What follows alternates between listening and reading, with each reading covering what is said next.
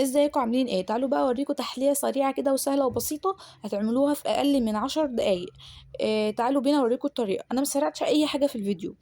هنا اللبن كان بودر، ما كانش لبن طبيعي، ده كان بودر. غليته كويس، كان 3 كوبايات او كوبايتين ونص على حسب المقدار اللي انت هتعمليه. انا كنت كل شويه ازود ميه، كل شويه ازود ميه، فما كنتش فاكره المقدار. كنت بصور يعني كنت بصور بالكاميرا بالفلاش العادي بتاع التليفون.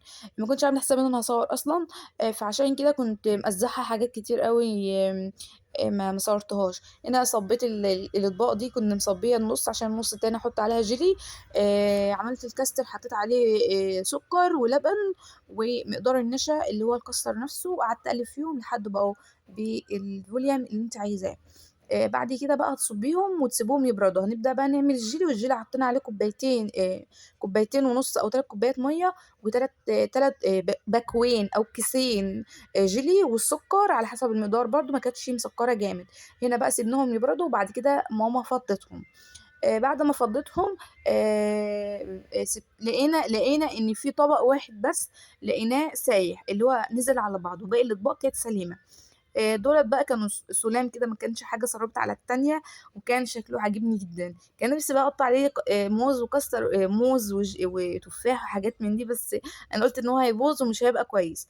فهبدا بقى ان انا اعمل تاني. انا مصوره الفيديو ده 8 المغرب، فهبدا بقى اعمله ايه. كناه تاني يوم.